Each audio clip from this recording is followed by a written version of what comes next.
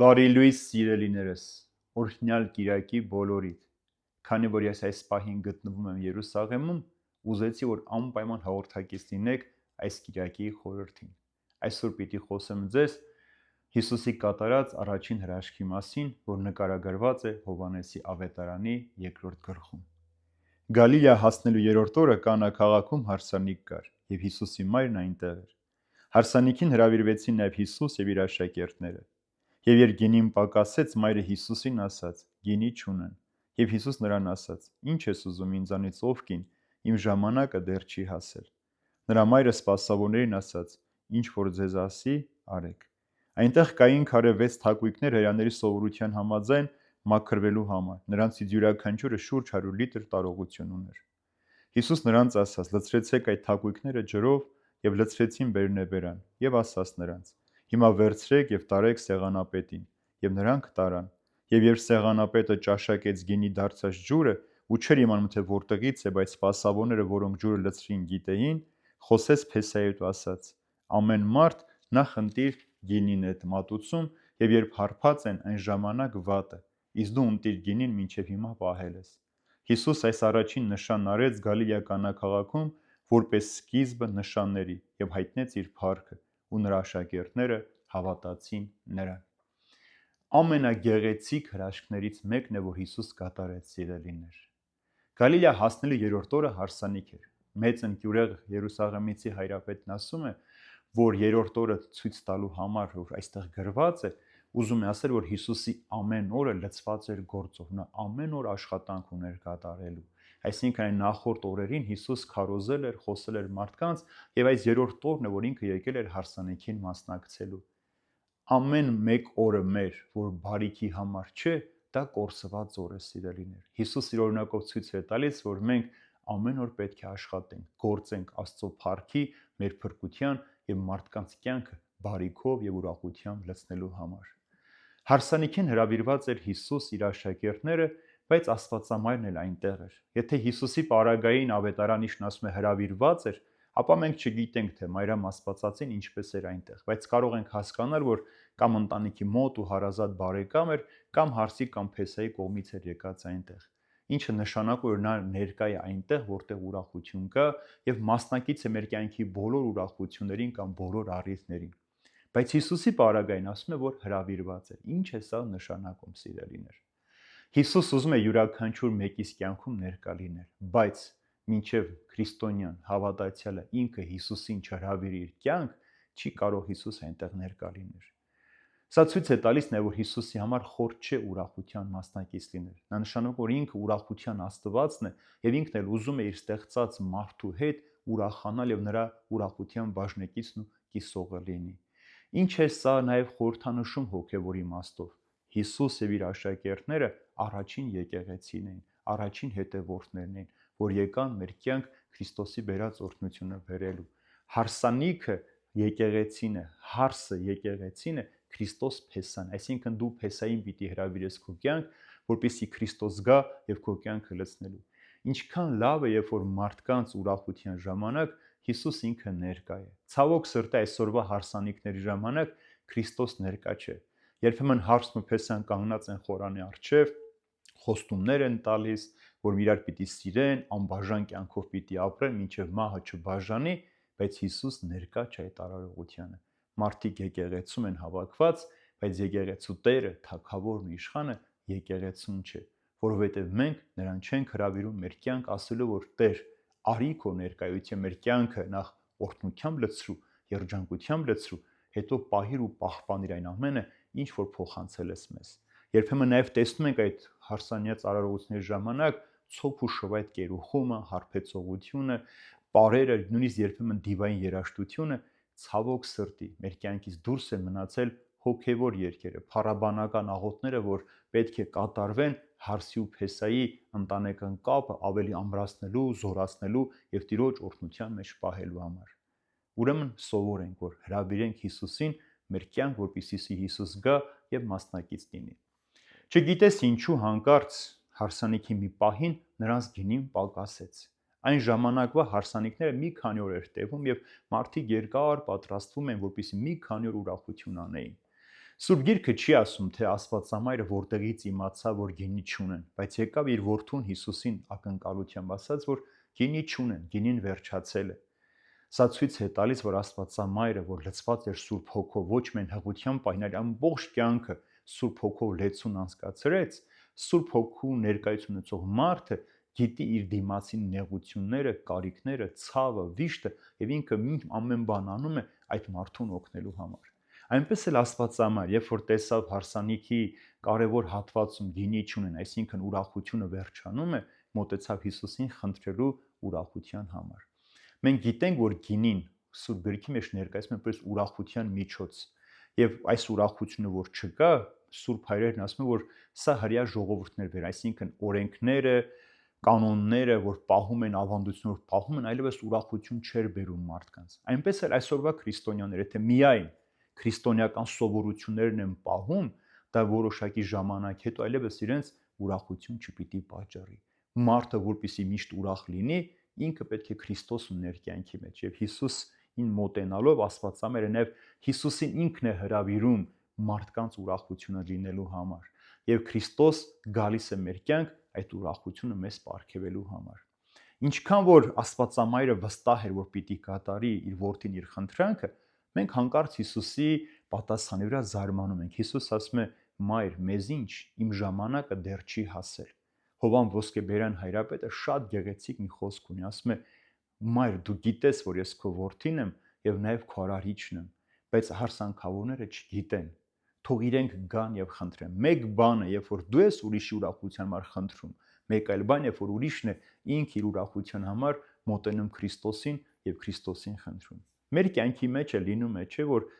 ուրախանում ենք, լցված ենք, ուրախությամբ ապարում ենք, երջանիկ ենք, հանկարծ մի անգամից տխրում ենք, ինչ որ մի բան հիշում ենք, ինչ որ մի ցավ մեր կյանքի մեջ գալիս է եւ մենք մի անգամից մի ուրախությունը չքանում է։ Ցույց տալու համար, որ այս աշխարհի մեջ ամեն բան փոփոխական է, ամեն բան խաբուսիկ եւ այն ինչը որ դու կառուցել ես մեկ գիշերում կարող է քանդվել, այն ինչի համար որ դու ամբողջ կյանքդ ներդրել ես, տանջվել ես, չարչարվել ես, մի անգամից կարող են քեզանից խլել եւ դու մնալ տխրության մեջ։ Երբ որ դու Քրիստոս ունես, Քրիստոս է քո կյանքի ամբողջ ուրախությունը, Քրիստոս է քո կյանքի կենտրոնը, դու ինչ էլ որ անես, ինչ էլ որ լինի, ինչ չափով որ դու կորցնես, դու քո հոգեոր ուրախությունը պիտի պահես, որովհետեւ մարդը ամեն ժամ աշխատում է նորը կառուցելու համար։ Ուրեմն նշանակում է մարդը չպիտի հոգնի այս աշխարհի մեջ արարելուց, որովհետև մարդու բնությունը Աստծուց այդպես է տրված. աճեցեք, բազմացեք, երկիր լցրեք եւ տիրեք, այսինքն անդադար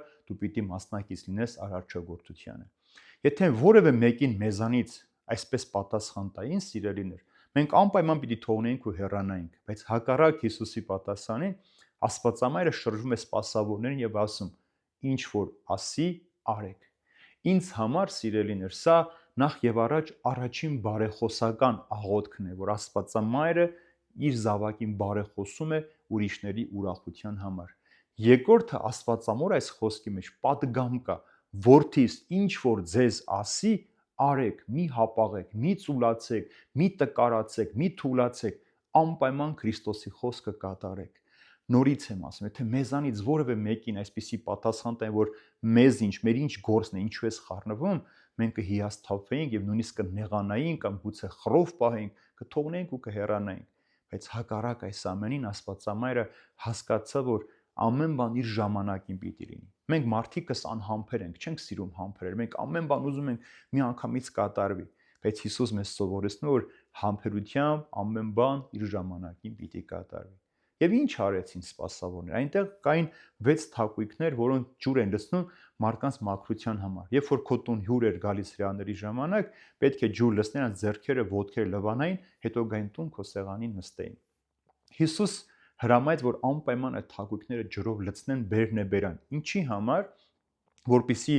նաև հետագայում սպասողներ վկայեին, որ այս ամանները դատարկ են, գինով լցված չէին։ Ջուրը, սիրելիներ, ինչ է խորհրդանշում եւ ինչու դարձավ գինը։ Ջուրը մեր կյանքն է։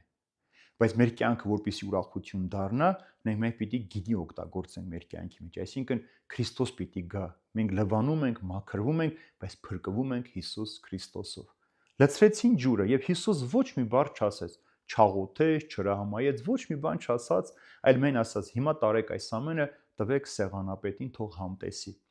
Այստեղ երևում է Հիսուսի խոնարհությունը եւ կատարյալ մարդասիրությունը։ Հնում սեղանապետն էր պատասխանատու ամեն ինչի համար, թե սեղանին ինչ էր դրված, ով որտեղ պիտի նստեր, ով ինչ խոսք պիտի ասեր, ով պիտի երգեր, ով պիտի պարեր, ամեն բան սեղանապետի պատասխանության տակ էր։ Եվ քանի որ սեղանապետը պիտի վկայեր, ուրեմն Հիսուս չմտավ սեղանապետի սահմաններից ներս, թույլ տվեց, որ սեղանապետը ինքը հայտարարի, թեև չգիտեր այդ ջուրը, որ գին էր դարձել, ինչպես էր հասել իր մոտ։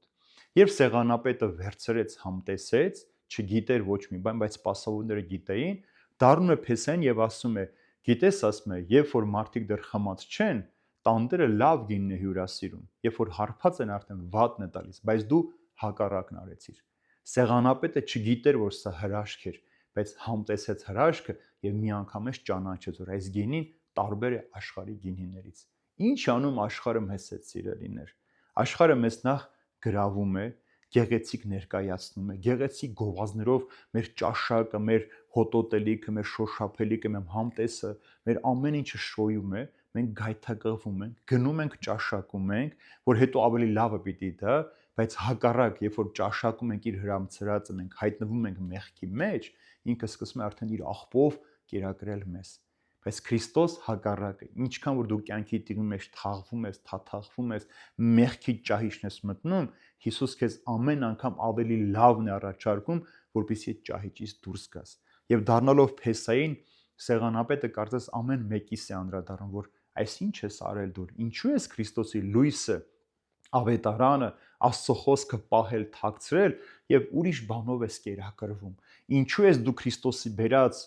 բարի լուրը մերժում, աշխարհի վերցրած սուտը, կեղծիքը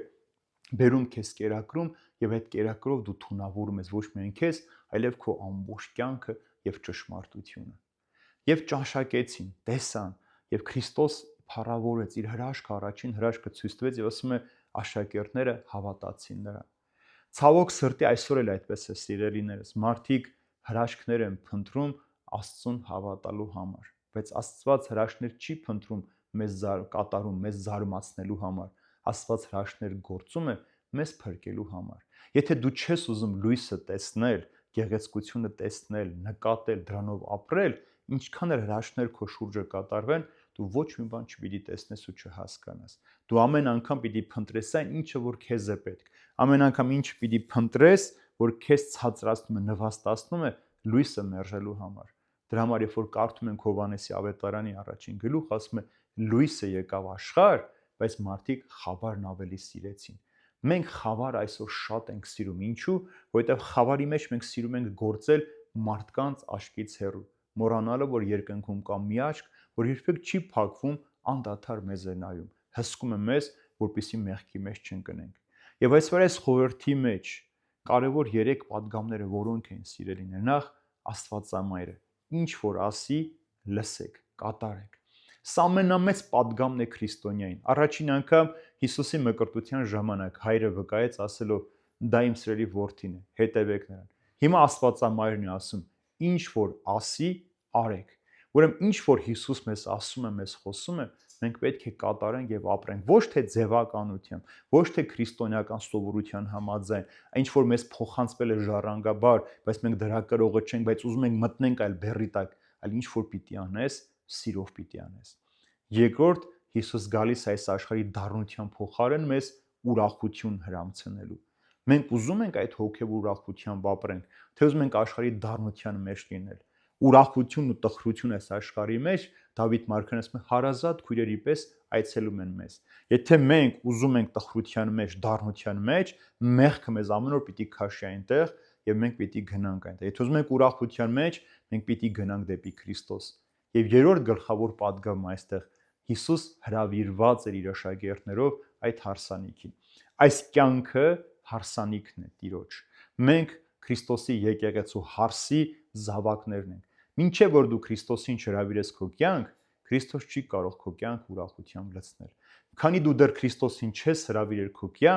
քո կյանքի մեջ տեղ ունեցող ցավը, վիշտը, սուգը հարատև պիտի դառնան։ Քանի դու Քրիստոսին չես հրավիրել քո կյանք, դու ամեն օր պիտի վախենաս։ քանի Քրիստոս քո կյանքի մեջ ներկա չէ,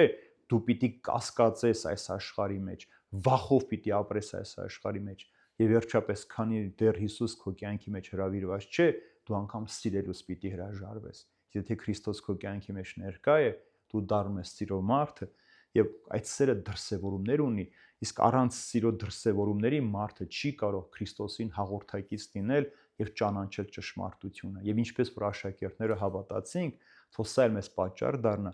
որպեսզի մենք էլ ոչ միայն հավատանք, այլև վստահենք եւ քայլենք Հիսուսի հետևից այժմ եւ հավիտյանս հավիտենից։ Ամեն։